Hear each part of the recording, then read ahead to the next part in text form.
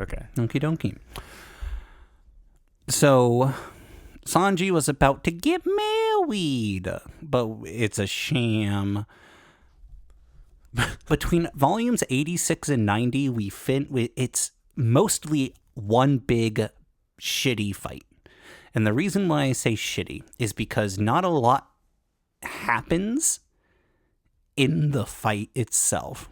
It's a series of running away from Big Mom. Oh God, here's an obstacle. Okay, it gets resolved almost immediately. Running away from Big Mom. Oh God, here's an obstacle. Or it's Luffy in a mirror world 1v1ing her favorite son, who, like, we got introduced to this arc and how he's all such a badass. He's a billion-berry boy. And it's like, okay, cool, but like, eh. And that fight sucks so bad because it's just him and Luffy trading doing Luffy's moves. Yeah. And like we learn through a flashback that Raleigh had talked to Luffy about how he's going to need to get his observation haki in order, but that there's no way to train it but in battle. And that's all that this was, because the whole thing about Shark Tooth Magoo, who I can't remember his name because he doesn't matter, the whole thing about him is that he's invincible. Okay, well, no, not really. He moves his vital organs. He's a mochi boy. Mochi. Yeah. He's a mochi boy. And so he moves his vital organs around because he can see where you're going to attack, because his observation haki gives him like future sight a little bit. Yeah, this is the introduction of that concept. Well, no, and Kaido had that. Who? Ikidu, Electro Man. Oh, NL? NL. Well, yeah, observation haki is something we've known about, but like the idea of future sight, which, I mean, like, observation haki is supposed to let you do essentially that. Like, you can dodge moves because you sense them coming, essentially. But like future sight is like a whole nother level where you can see up to like 10 seconds into the future. So like you basically just are always ahead of whatever your opponent is going to do. It's just a more advanced version of it. And so what he does is he does what Toga does in the Dark Tournament, where he's just moving his heart around. Yeah. Well, and it's like, that's why there's the question during that, the reveal of his devil fruit it's very interesting, because I believe in the volume version of the chapter, they say that it's a special paramecia type, which is interesting. Yeah, they bring up how it's like an ooh-ah. I don't know if they do it like when they first say what he is, if it's like later when they're going, this is why he's kicking Luffy's ass. The fascinating part about that devil fruit is that in the original release of that chapter, like the week to week, it was labeled as a Logia devil fruit by Oda initially, but then he changed his mind retroactively because he was like, oh, well, because like Logias are specifically supposed to be like elements, you know, they're not supposed to be man-made shit. They're supposed to be just like nature based. And so like he was like, oh, well, I guess I got to come up with a reason why it's not a Logia. It's a special paramecia. Eat my entire asshole. Oda plans everything, people. Well, yeah, no, I mean, it's interesting, and I think it's fine, but like devil fruits inherently are one of those things that he hasn't given enough information about. So it's like he can kind of do whatever the fuck he wants with them. He can kind of just be like, oh, yeah, there's a new type, because we've already seen all sorts of weird devil fruit powers creeping up here towards the end of the series that are like, they have elements of all the different types of devil fruits. Like Luffy's, for instance, like spoilers for anyone that's not 100% caught up, but Luffy's, for instance, isn't a paramecia as we now know. It is technically a zone devil fruit because it is a transformation devil fruit. He's like transforming into a human. It's the human fruit, like Chopper's, but it's like a mythical version of the human fruit, because it's supposed to be like a deity of sorts. And like that's not the first time we've seen something like that, because Sengoku during Marineford had a devil fruit like that, because he turned into a giant Buddha. I don't know if you remember that. Anyway, He's retired now. yeah, but my point is, devil fruits are all over the place. But that's.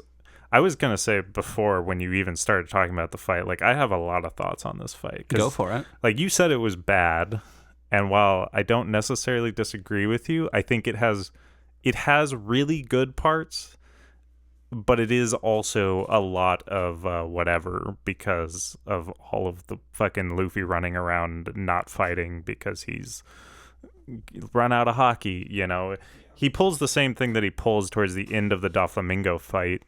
And it's just another result of Oda needing a fight for Luffy to get stronger. Like it's ultimately what it is. It's what Kaido is. And like, bro, I can't, we're going to have so much to talk about with the Kaido fight. 'Cause bro, you think this fight is long?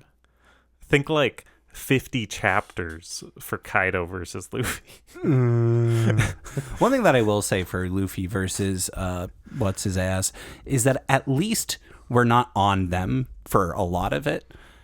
Yeah, but the time that we are on them, it's like a panel that indicates they're about to throw out a shot, and then Luffy having hit something in like a big, like it's all just big explosions from punching. I know. Yeah, it's an unfortunate fight because I think it could be so good, but it suffers from the thing that pretty much all One Piece fights suffer from, in my opinion, is just they need to be drug out or dragged out. I don't know how you would say that. Because Oda needs to have it make sense for the character to get to the same power level as like the person they're fighting. But it's like all that shit you can skip, bro. Like he literally could have just been like, okay, have the beginning of the fight happen, you see like Katakuri using future sight, you see Luffy kind of like figuring it out and like being like, oh, okay, reminiscing how Rayleigh was like, you gotta learn shit in the past, or you gotta learn shit when you're fighting, because that's like the when hockey blooms or whatever the fuck, you know? Yeah. And we could have had that happen, and then like, oh, Luffy goes Gear 4th, Luffy runs out of hockey, literally like, I don't know, cut away, show us all the other shit, cut back when Luffy has hockey back. Yup. And then just continue the fight. I don't know. It's like, I think like Oda suffers during his fights because he has so much other shit going on at the same time. That's also true.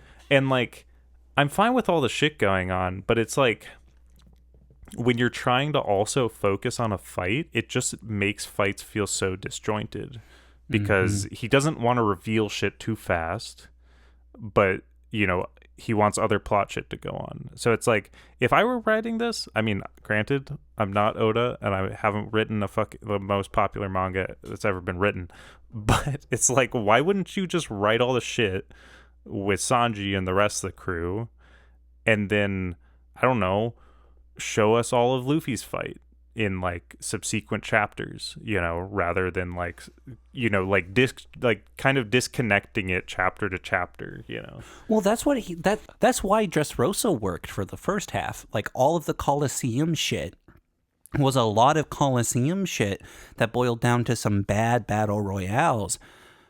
But it happened chapter to chapter to chapter, back to back. And then the rest of the crew, like, we cut back to what they were doing, right? That's why Dressrosa worked with its plot structure, is because it did exactly that. It did the fight storytelling all at once.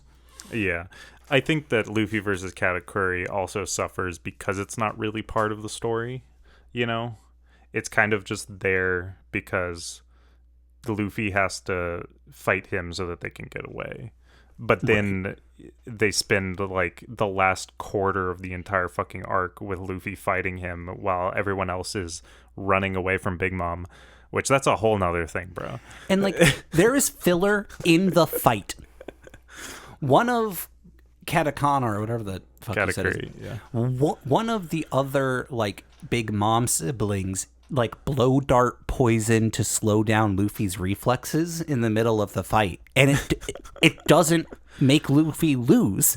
Yeah. So it's like all that it does is it's like, oh man, this guy respects Luffy. He was starting to disrespect him because he thought he was weak after all, but he's actually really strong. So he makes a point of saying he respects Luffy now. And it's like, okay, but also, why do we care?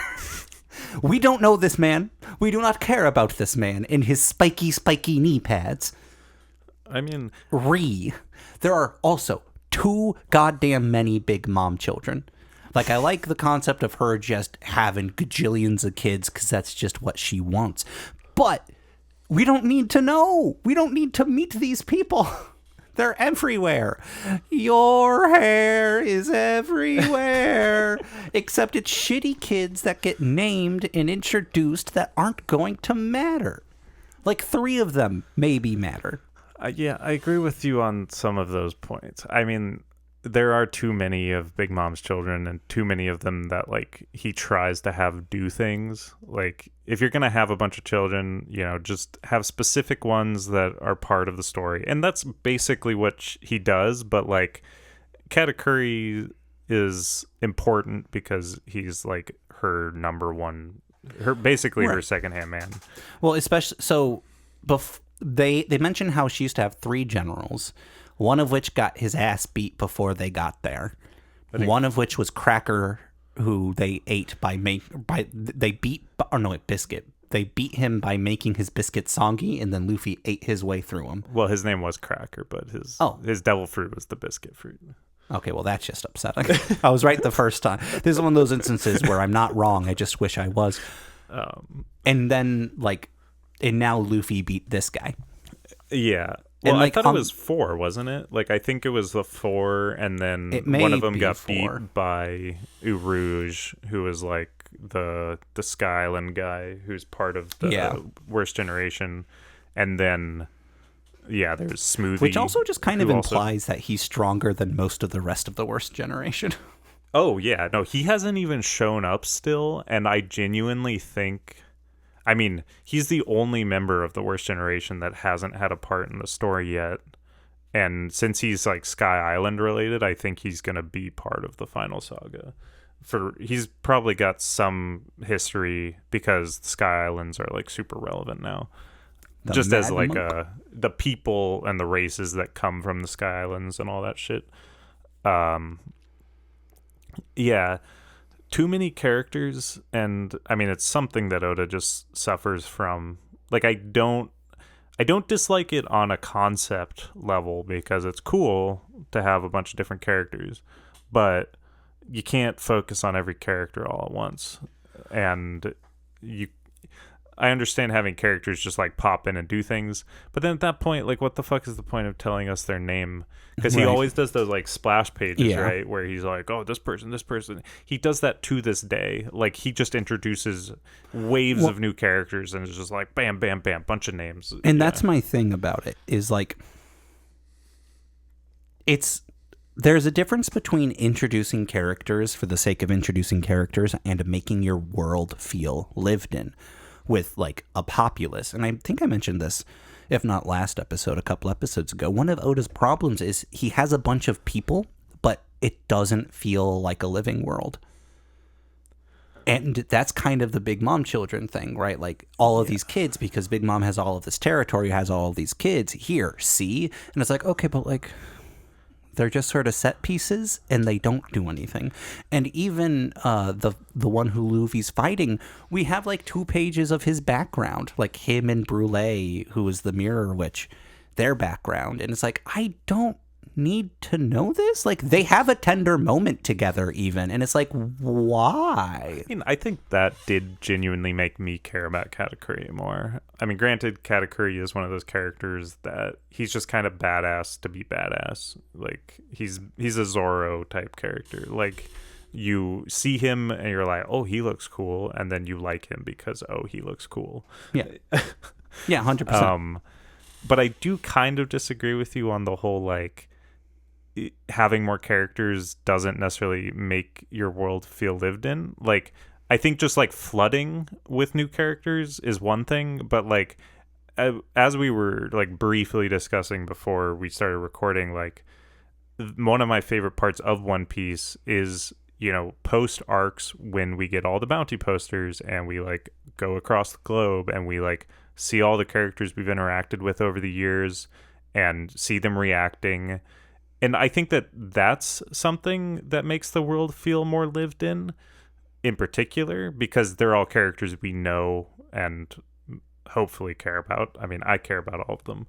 I know you don't really care about most of them. Yeah, I pretty much just care about Vivi. Right, but like that is, I think, very different. That like so volume 90 we get to the Reverie and we're running into the royalty, and they have kind of this nice moment where the royalty whose kingdoms have been without argument saved by Luffy are kind of in like hushed tones going, okay, but this dude's pretty cool. Like, he's a pirate, so he can't say it out loud, but this dude's pretty cool. Right. And so like, I like that. I like touching base, seeing where people are at, but that's different than like having named 60 of the Lin Lin family. I mean, the Charlotte family. Yeah. I guess those names have to be somewhere, you know, like people, just One Piece fans in general, I feel like just love knowing the names of like every character. Well, they're so rabid about the damn thing that Oda did like a 4-page spread of whose birthdays are where, and whenever he introduces new characters, he lets people choose their birthdays. Speaking of Q&As, Oda got horny again. Like for a while I wasn't bringing him up because they were kind of just like nothing, or like answering like legitimate questions. But like, I can't remember which volume it started again, but Oda started getting horny closing out this arc. Yeah. It was bad. There was one about whether or not the Candyman licked Nami, and the implication is he kind of has to have in order for his powers to work. Yeah, unfortunately. Yeah, I feel like we kind of just jumped right to like the end of the arc. Well, not that there's not much a lot else that happens, right? Like Luffy's fighting like the guy, and the people are running away from Big Mom. The only thing that happens in between is Jinbei says goodbye, fam, to his crew, and then they don't actually leave. Well, because like, and like that's kind of like my problem with how they're running away from Big Mom is all of these threats are being set up and addressed like within pages of each other, right? Like Pedro finally blows himself up, and that like buys 2 minutes, and then Jinbei is going to stay behind, and then Luffy says, "Look at me, I am your captain now. Come back to me, baby." Okay, you said nothing happened, but we like didn't even talk about the crashing of the party. I mean, like that was. Oh yeah, well we didn't even get to that last episode. Because it hadn't happened last episode. Exactly. They did so last episode we talked about how they were convening with Bangage to. Is it gang beige, right? Bangage. Last episode they were meeting with Bengay Cream to talk about how to fuck with Big Mom, right? Yeah. And the plan was to shoot her with a MacGuffin crystal, and then for them to make her real angry while she's shot with a MacGuffin crystal, because when she's angry, she's hurtable, I guess. Yeah. And then we do that, and Sanji's murder like shit family get a bit of a redemption arc. And I mean, okay, but also Big Mom's backstory, I think, is probably the only important thing to actually talk about in that. Big Mom should have been killed. I know, as a child. I mean, yeah, like Big Mom's backstory is very interesting, because this is kind of like, I feel like Oda decided at some point that he wanted the like Yonko to have these like extensive backstories. And then he never gave that to us for Kaido, at least not yet.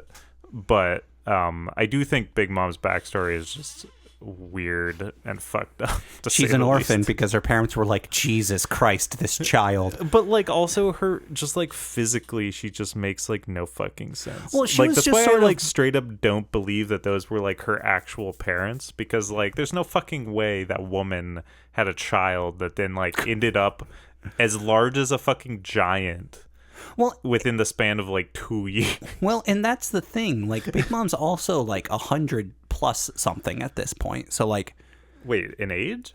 She's like up She's there. like in her 60s, I think. I think she's shit. older than that. Fuck. Well, now I have to know, bro. I think there's like an implication that she's got giant in her blood. She definitely you know the joke, do you have a little Irish in you? Do you want to? Big Mom wants a little giant in her, which is related to her backstory, but her backstory is just sort of she was a monster that didn't understand regulation or control. Yeah. And that was it. And she's 68. oh, Oda, you fucking coward. You absolute coward. Well, by this point in the story, she's probably 69. Nice. I'm 12 years old. And yeah, I don't know. It's kind of one of those things where you're not going to humanize Big Mom for me. Right? That's like fair. We were talking about this last episode, how like it feels like he's trying to set up this dichotomy of what like it's like I forget who wrote the short story, but it was like one of those classic philosophy short stories where it's here is this paradise, but in order for this paradise to exist, here's this one child with the most unbelievably concentrated abuse and torturous existence. Do you stay there? Yeah. Right? Like it's pointing like Oda's like kind of trying to set up like the what'll you give for peace and serenity in paradise, but also like Big Mom's not that. Like she just sort of isn't that. The one, but like yeah. So while they're running away from Big Mom, it's just a series of obstacle, answer, obstacle, answer, obstacle, answer, and instead of building tension, it just feels like we're dragging, especially because it's obstacle. Cut back to Luffy fighting. We don't get a resolution for either. Cut back to the obstacle being solved. Another obstacle. Cut back to Luffy. And then repeat like It's 3 or 4 times. Yeah, I think it's like I guess tell me if this is the wrong use of the word, but I feel like it's in this vain attempt to like make it feel realistic, you know? I don't care about this part of the arc. This is definitely my least favorite part of the arc. I think the first half of this arc is much stronger than the end because I think Oda always kind of drops the ball when like, you know, situations of turmoil are in the focus. Yep. I mean, like, I think Marineford is probably one of the best versions of that, but even Marineford has a lot of flaws with the way that he like is forcing Luffy to kind of keep getting pushed back. But yeah, I think it stems from like, and I think it's the same reason why, you know, Katakuri is so long, and it's the same reason why Kaido versus Luffy is so long. You know, he has to make you believe that, you know, our crew can make it through this in the end. I think in the case of Big Mom chasing them, it takes way too long. Like, I don't give a like, he's like, oh, she's the Yonko. She has to be, like, impossible to get away from. Like, no one has ever escaped from Big Mom's territory alive. Of course the Straw Hats are going to get away from her alive. I don't give a shit how long it takes. Literally just, like, do it faster, bro. Like, it's like... And like, with Pedro, the panther that we literally just met and therefore cannot care about physically... He sacrificed himself for the good of everybody else escaping. Oh no, now Jinbei has to do it. Oh, is Carrot going to do it too? Oh no, she just like Misty stepped back to the ship, right? Like it's setting up all of these moments that are so like. We were talking in the live action episode about how having Zoro's 2 East Blue art like pledges be in the same episode made both of them feel silly. Because he's like, I promise, and if I don't, I'll die. Okay, but also I promise, and if I don't, I die. Right? Like, having those back to back just undermines both of them. Having all of these moments back to back undermines all of them, because by the time we've done it, like, oh my God, we're not going to get through the forest. Oh my God, we're not going to get through the first flotilla. Oh my God, we're not going to get like. Oh my God, Big Mom is creating a big old tidal wave. That moment was actually cool because it provided Jinbei a chance to like a chance shine, to do something cool.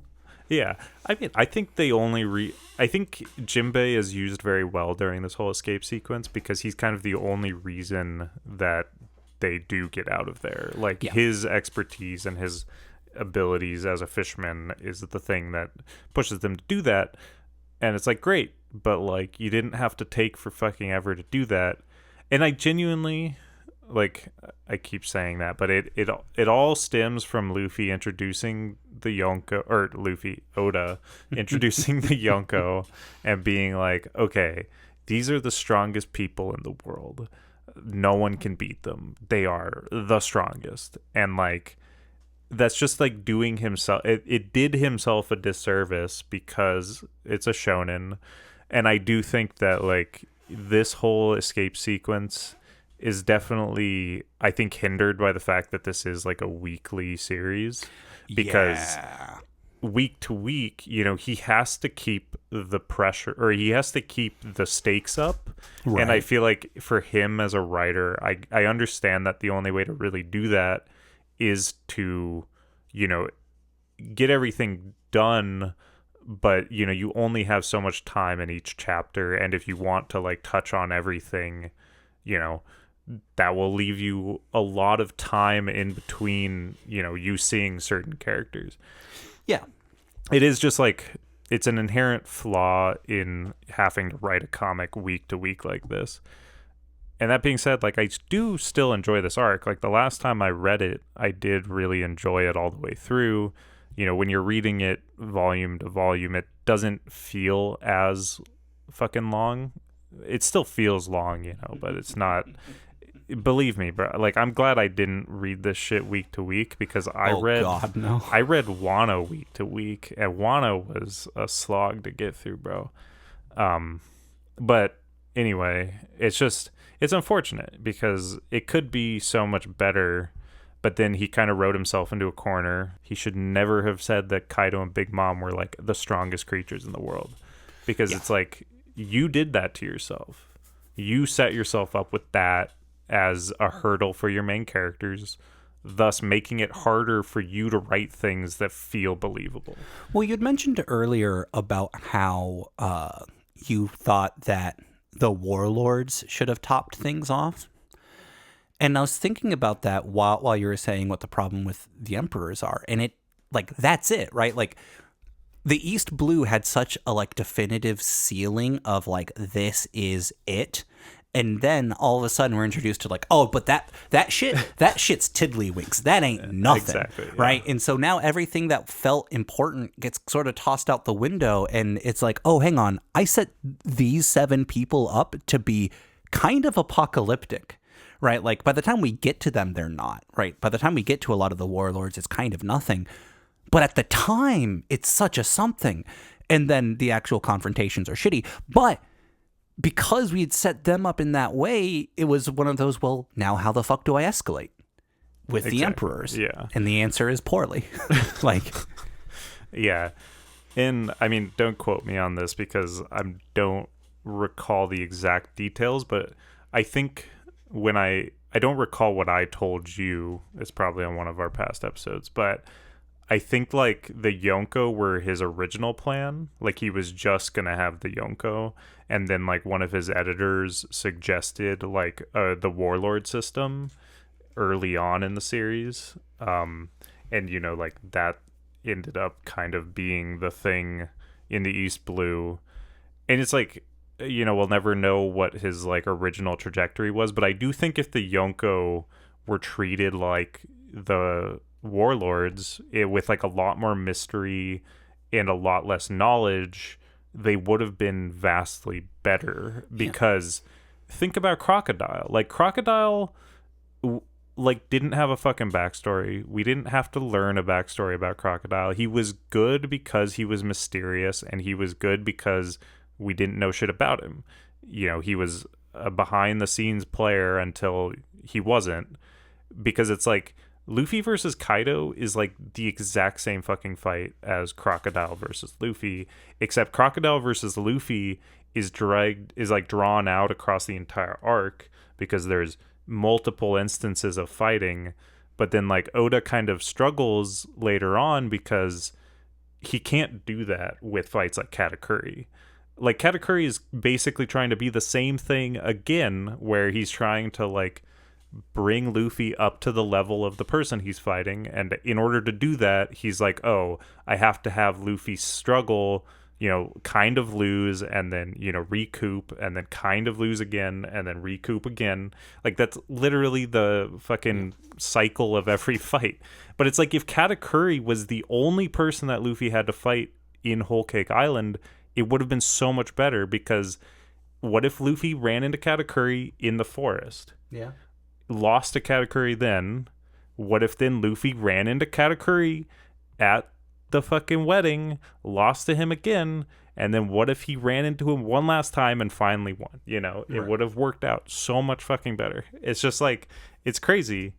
And I mean, like, obviously I've pretty much already detailed the reasons why it ended up the way it did, but yeah. Well, we've also, like, that's just an infinitely better arc that way, right? Like, exactly, yeah. But, like, and you don't need to have all the fucking backstory. Like, yeah, I don't know. And, like, I had mentioned this before about how, like, part of the reason why I actually really like early One Piece is the characters aren't getting stronger. They're returning to their baseline, right? Yeah. Like, we don't know how strong Luffy is for most of the East Blue, because he's kind of just showing up and finishing fights. Zoro is either injured or recovering from an injury all of the East Blue, pretty much, all the way up to Alabasta, pretty much. Yeah, seriously. So he's returning to form, which is why we don't need training, which is why it's not the crews rising to their enemies. It's their enemies just sort of rising to them almost. And that works so much better. But now we're done with that. So now we're at the shitty shonen, I'm going to fight till I'm stronger so I can fight more. Yeah. Yeah, I mean, it's truly just why I wish One Piece wasn't a shonen series. And I think also, like, it would solve a lot of my problems with the world, right? Because why was the forest the way that it is? Well, because it's a cool concept. We don't explore it because it's not a concept that you fight. You don't fight your way out of a nightmare like maze. Yeah. You solve your way out of a maze. Well, you can't solve your way out of things in a shonen. So we brute forced a fight into it. I mean, sometimes you can. And I think Oda in the past has been pretty good about that. But yeah. But my point is, the forest is made worse because fights occurred. Because it ends up having to be about a fight, ultimately. Ultimately. Yeah. And then the fights themselves feel bad because there are all of these other things that are interesting, that are more interesting than the fights happening, that we would rather see. Yeah. And so it's dragging them both down. Sanji gets his Super Sentai suit. I love how you're just shocking. I mean, it's pretty cool. I dig it. We haven't seen it yet. Yeah. But you'll see it in Wano, obviously. Yeah. And I think you're going to not like Wano. If I have to put up with that shit heel kid in Wano, I'm not going to like Wano. Oh, Momonosuke. Yeah. I mean, I feel like we're both going to bash on Wano a lot. Hell yeah. I've brought... It isn't even that I've brought you to my shitting on One Piece. It's that I have arrived at the point that you are also willing to shit on. We have convened. And if you're listening to this and you think like, oh, these guys just hate One Piece, like... I don't hate One Piece. I love One Piece, but like I am gonna fucking criticize it because I do think there are ways that it could be better, and I still love it. I will love it until like the very end, but that doesn't mean it's without flaws. And I feel like having Jack here, he brings out a lot of me talking about the flaws of One Piece because he just talks about the flaws of One Piece, but I still think it's really good. Oda has done what he can with like the fucking cards he's been given.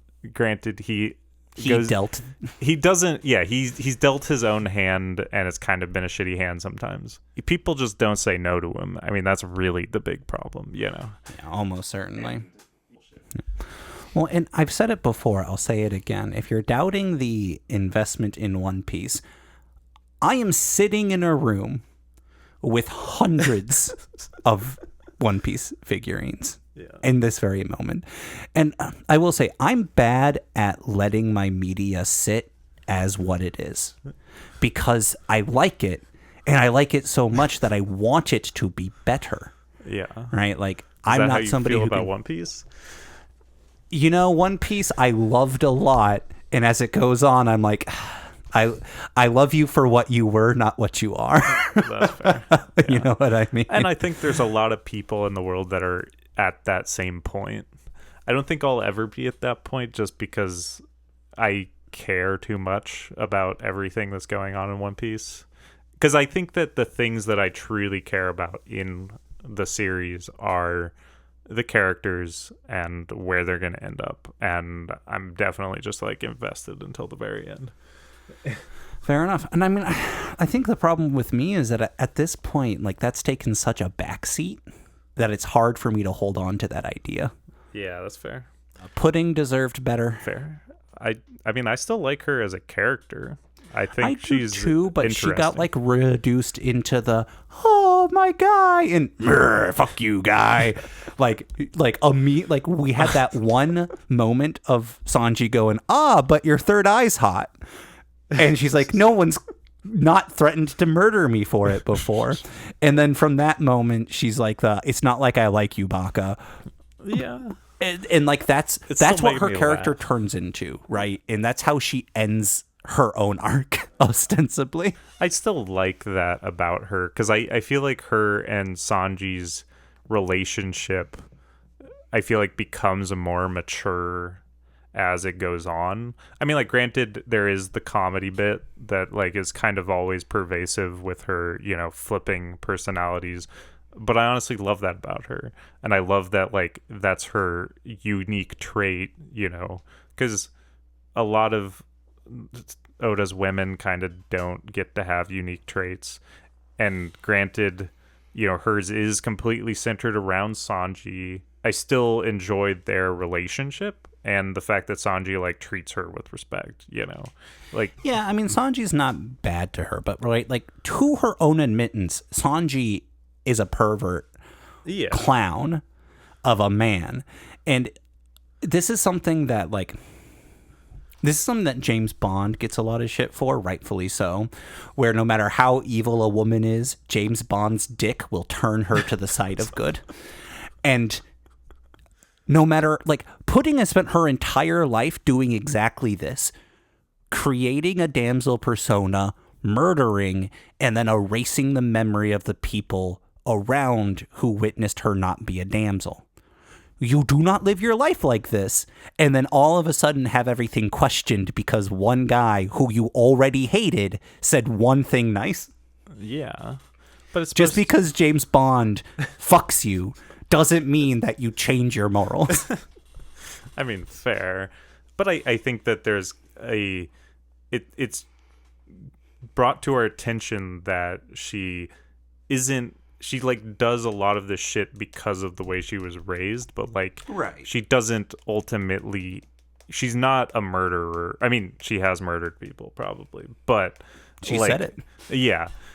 But like the fact that, you know, a lot of that is, you know, her upbringing and the way people have mistreated her. I mean, what are you laughing? I'm just having a flashback to one of the hardest you've ever made me laugh, which was in the Tiger Mask W episode, where you're about to say Miss X hasn't really done anything that bad, and before you get to that point, you go, well, she has ruined a lot of lives. It's like, well, Pudding's never... Okay, well, Pudding is a murderer. Yeah. Oh, and I mean, I guess, do you have any other thoughts on Pudding? I feel like she's... Yeah, her end with Sanji is sad, you know, because she has to like remove his memories and shit. She doesn't, though. What? She's like, I'm going to take the bit where you liked me for me, and I'm going to hold on to these. That's what she does. She takes the bit I see. of where he said that she was beautiful and just lets him go with the rest I of thought it. that she like actually removed his memories of like her as a person. No, Wait, really? I don't think so. Yeah, I'm not 100% certain on that, but yeah, I think so. a take that have seen in the past about Whole Cake is that people got super upset that Sanji never had like a big 1v1 fight. And he fought the cake. He fought the clock. So that is that's my other hot take. I feel like we've had a lot of hot takes this episode because people love the Katakuri fight. Oh, wow, people are wrong. And like people, I think, love the Katakuri fight for its highs. You know, I've never really engaged with very many opinions on it, but I've definitely seen people act like it's one of the best fights in One Piece, which it just kind of isn't. But fucking Sanji didn't need a 1v1, bro. Sanji is not just a fighter. Like, his fight in this arc was making a fucking cake that would, like, stop Big Mom from continuing her fucking rampage. Like, that was his 1v1 fight, and anyone that doesn't think so is stupid. Big Mom was one step away from doing the food war fucking, like, clothes rip orgasm thing. And, like, honestly, looking at the panel, she kind of looks like she got an icing money shot. Like, because she's crying and the sun's glistening. Like, she kind of looks like, ta-da. Right? Like, I mean, but I actually do enjoy that resolution for the arc. Yeah, I mean, because it is important. Like, cooking is Sanji's thing, so the fact that he can, like, essentially save the day in the end through cooking is important. He is the only person who could have done that. Yeah, and that's fine. And like, it's the same. I mean, there's another very similar situation with Chopper and Wano, but you know, we'll get to that when we get to that shit. The only real problem that I have with Sanji in this arc, and as far as fighting goes, is that the fights that he does have make him seem weak. If he did no combat, I'd be fine. Yeah, but he lost to his dad. And people were saying, oh, the Sanji kid's pretty strong. Well, he still fucking lost to his dad. And he tried to kick the shit out of Luffy, and Luffy no-sold it. Sanji seems like a weak combatant if you look at just this arc. Yeah. However, his actual moment of doing the cooking is a good resolution to the conflict. I don't think he needed a fight. It's just a shame that the fights he had sucked. Yeah. Yeah. But anyway, yeah, that's like my last hot take because I've definitely seen people be pissed. But there's a lot of, I mean, I really don't engage with the One Piece fandom, and that's mostly just because I like enjoying the story on its own. But it's like anytime I do see opinions on One Piece, I'm just like, yeah, whatever. But I have definitely seen the opinion that Sanji should have gotten a 1v1, and I'm just like, bro, not everything in One Piece has to be about 1v1s. God, I wish that was more true. There is a whole fucking, just, I don't even know how much, probably not 50%, but there is a whole piece of the fandom that is just all about power scaling, and like that is the shit that they argue about. And it's like, that's not even the good part about One Piece. No. And it's like, I can't imagine spending all my time arguing over who the fuck is stronger than who when like half the people they're arguing about have literally never done anything actually interesting or fight in the series. Like, people just argue about which admirals are stronger than which admirals. And I'm just like, I mean, okay, we still haven't seen any of them fight. So, like, why the fuck does it matter? Also, like, at this point, admirals are pussies. Like, well, see, that's the thing, is people would hard disagree with you on that, because people, like, the biggest fucking argument, one of the biggest arguments is, are Yonko or admirals equal in strength? No! Not even kind of! Otherwise, they would have put a stop to the emperors! The emperors aren't the warlords. The warlords get a pass because it's easier than fighting them. The emperors do what they want, and the fucking Navy don't do shit about it because they can't. I mean, I'm 95% certain that that's been stated. This is something that I do have some opinions on, because I do think the admirals aren't equal to the Yonko, but I do think they could take on a Yonko. Like, they could take on I mean, exactly, but that's the point. Like, people have argued, like, just fucking back and forth whether or not like one Yonko could take on all three admirals, or if like one admiral could take on one Yonko, or no. like like all of that shit. It's just like pointless conversations. Because we will see that shit when we see that shit. But I do think that the admirals, like Kizaru, the light guy, he's like actually been super relevant in the current arc. That's and cool. Like, honestly, that arc in particular has not done great for that argument of Yonko and admirals, because he has not really done much of anything to Luffy. Like, Luffy's fucking tanked like all of his bullshit.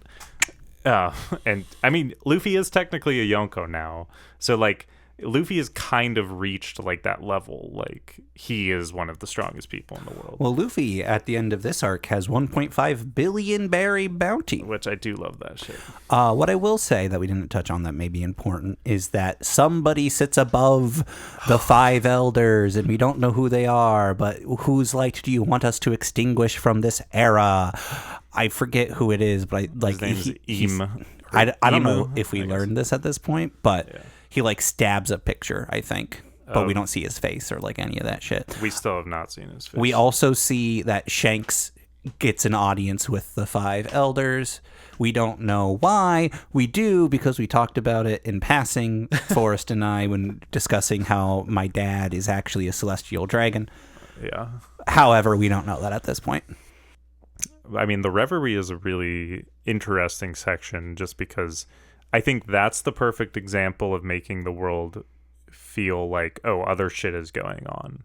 Yeah. Because like all the countries are meeting, and then there's like that straight up with Emu was like one of the biggest reveals in the series up to that point, because like, there had really, the only hint to that, I think, like Oda's been slowly setting up that thread, because Doflamingo during Dressrosa talks about how there's like a national treasure of Mary Joa, and I get there's actually like in the original Japanese version of that, it is like, I don't know if he like specifically says treasure. I think like the connotation is like slightly different, because like when you say like, hidden treasure or whatever, you kind of think of like an object. Did you know that Stalin's mother called him her ungovernable treasure? Oh, really? And she would say that while she beat him. What the fuck? Okay, no wonder he turned out as a fascist. Just like Doflamingo, he also turned out as fascist. Wow. But like Doflamingo's whole goal in Dressrosa was to use the Ope Ope no Mi to, change him, or to do something. I think he straight up says he wants to like immortality. He wants to combine. Well, he wants to gain immortality, but he also knows that the Ope Ope no Mi can transfer like souls. What, do you not want me to use Nomi, bro? It's fucking. You want me to say that? Go for it, but I love you so much because you are that type of weeb. It just flows off the tongue so much better than like the Operation Fruit. I think I watched you swallow your tongue there. Yeah. But like the implication is that Doflamingo knows about Emu, because that's the only reason the Celestial Dragons and the world government have like let him basically run free, even though he's a Celestial Dragon by birth, because he had blackmail on them essentially. And they only briefly touch on that, but people speculate that the hidden treasure of Mary Joa is in fact Emu, and like Doflamingo's goal was to swap his body with Emu. I'm going to call bullshit on this theory for a couple of reasons. One, they let him run free because his dad surrendered the claim, and then he kowtowed to the government by becoming a warlord. We've already explained that mystery. There's nothing more there. Well, but I mean, I think the fact that he is a Celestial Dragon is very important, because they wouldn't, like, he's done awful things, but the only reason the world government allowed him to become a warlord in the first place was because he basically blackmailed them via his knowledge. Have we confirmed that? Or is that what people are saying? I mean, I don't quote me on it, but I'm pretty sure it is confirmed that that is the reason he became a warlord in Dressrosa. I mean, like the stuff about like him knowing about Emu isn't confirmed because like he never says that. He just says there's a hidden treasure. But I'm 99% sure that he like specifically stated he used that knowledge in order to become a warlord. So I don't know. That's just the good part about One Piece. I like that part about One Piece. And then Wano's water is done in a very traditional Japanese rendering style. I think it's the big wave is the like classic example of it, right? Yeah, yeah. The water in Wano is fresh water, and it does that. And it flows uphill. And how are we going to do that? Luffy's wrangling Koi.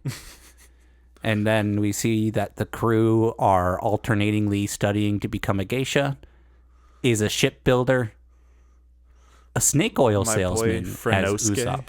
Did they tell you all their like Wano names? No, we don't know that yet. Okay. We watched Zoro kill a man because, quote, I can smell blood, and no, either he can smell or he can hear blood, and yours says you're the killer. And then he apologizes to Kainmon before killing the guy who was going to kill him for a framed murder. Yeah. And then Luffy finds a gorilla with a sword and goes, oh, this must be Wano, which we've had other apes with other weaponry. So I don't know if it has to be Wano. But I mean, Luffy never saw those ones. That's that was true. on Zoro's Island. However, this is not the first sword monkey combination. Fair. I don't know. I'm excited to hate Wano. I think but like legitimately. I think like Whole Cake Island, you're probably going to enjoy the first part and then not enjoy the second part. I'm excited to see if Kaido has any character at all, because so far he's just been a drunk, and we've only been introduced to the fact that he's a drunk. We haven't watched him do anything except go, grrr, my supply of smile. Yeah. So, although apparently he did beat the shit out of Eustace Kid. Mm-hmm. Hee. You were going to say something. And then we learned that Jewel Bonnie. There we go. Jewelry Bonnie. Shut your whore mouth. We did learn that she said that she's Kuma's daughter, and Kuma's just a big old slave now. It is very upsetting to watch, I will say. And it kind of feels like I don't know if we needed to do this, because he is like one of the slaves that are carting around a celestial dragon on their back, and the celestial dragon's just like stabbing him because he can. Yeah. And that's just like a level of upsetting where it's like, we've already established that these are terrible creatures of like human beings. We don't need to watch more dehumanizing behavior, but... Are you sure you know that they're terrible? I think you need to know that you're terrible. I'm just kidding. I am, I think. Yeah. Any last thoughts on Whole Cake Island? Sanji immediately regressed. Fair. Granted, he's not... Well, I guess I feel like last time you were saying that you were enjoying it. So I guess what's your final verdict? Like, did you think it was a good arc all the way, or did you just... I think it was fine. I think the problem is... Did you like Dressrosa more than it? Yes. Okay. Yes, infinitely. Okay. I think the problem with... I almost said Thriller Bark. But the problem with Whole Cake is that its highs aren't high enough to sustain it. That's fair. Well, I guess we'll see if Wano's highs are high enough to sustain it. Yeah. But I don't know. It feels bad that Sanji had like a brief moment of growth, but not really. Like, his moment of growth was specifically in his relationship with Pudding, and it isn't being generalized to his relationship with other women or other people that are not women. Not to say that it's women and then also people, right? But like, he's immediately back to being hee ha ha pervert man. Yeah. Which is fine, because he hasn't harassed anybody yet. So I don't think he's ever going to get to the lows of Thriller Bark, because I think Oda learned. No, he'll never get to those lows again. But yeah. Yeah.